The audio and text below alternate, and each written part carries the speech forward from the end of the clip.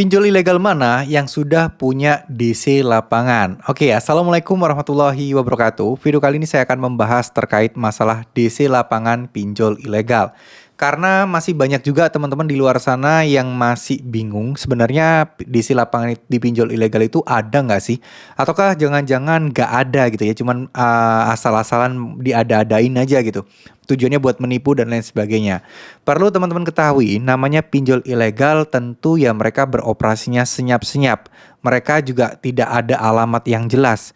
Mereka juga ya istilahnya ya namanya juga ilegal, nggak akan ada kegiatan operasional di luar kantor mereka. Artinya DC lapangan pun juga bisa dipastikan tidak ada. Kalaupun ada, itu juga mereka harusnya takut ya. Gak bakal mereka mendatangin rumah kalian. Ya mereka cuma berani mengancam-ancam saja karena sebenarnya mereka itu juga kalau misalnya datang ke rumah kalian dan kalian laporkan ke polisi, ya ujung-ujungnya mereka akan ditangkap ya karena kan mereka beroperasi dan bekerja di pihak ilegal gitu loh. Jadi nggak bakal mungkin ada DC lapangannya. Karena biasanya satu kantor itu isinya diisi oleh banyak pinjol ilegal. Perlu kalian ketahui juga, biasanya aplikasi pinjol ilegal itu ya berafiliasi dengan aplikasi yang lain. Ibarat kata gini, ada satu perusahaan ilegal yang pengen bikin aplikasi pinjaman online. Nah, ternyata dia bikinlah 10 atau 20 aplikasi pinjol.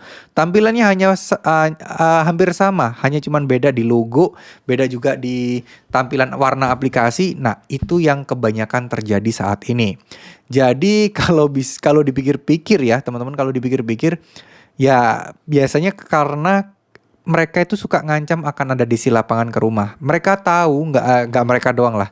Semua orang tahu kalau misalnya kita berhutang, ada tanggungan di pinjol dan ya kita nggak bisa bayar, pasti takut kalau dibilang akan ada DC yang datang ke rumah. Ya namanya debt collector ya, siapa yang nggak takut dan nggak khawatir gitu loh. Cuman ini kan kasusnya beda. Ini adalah pinjol ilegal, di mana mereka nggak bakal ada dan nggak bakal mau. Seandainya pun mereka ada, biasanya cuma gertakan aja. Atau mungkin ya lewat di depan rumah kalian, ngefoto rumah kalian, ya itu salah satu alternatif mereka untuk nagih-nagih. Tapi saya yakin sih, mereka itu nggak ada sih, nggak bakal ada. Karena ya banyak kerjaan mereka bro. Mereka itu yang nagih-nagih. Ingat deh, coba deh teman-teman searching di berita-berita kantor pinjol ilegal yang digerebek. Itu rata-rata ya orang-orang biasa gitu loh. Yang nagih-nagih itu yang melalui aplikasi yang ada di komputer. Call center mereka itu ya ditagih dalam rumah gitu loh, di dalam kantor tersebut gitu. Pakai komputer, semuanya di-handle di situ. Mulai nelpon yang marah-marah, kata-kata yang marah-marah, kata-kata ancaman, semua itu template dan mereka tinggal operasiin aja. Mereka mah nothing tulus ya, maksudnya ya tugas mereka memang nagih, marah-marah, ngomelin, habis itu mereka nelpon nasabah yang lain. Jadi ya mereka biasa aja, nggak dimasukkan ke hati, nggak beneran jadi emosi. Cuman kadang nasabah yang gagal bayarnya ini yang mereka kadang terlalu dimasukkan ke hati, terlalu takut, terlalu tersinggung gitu ya.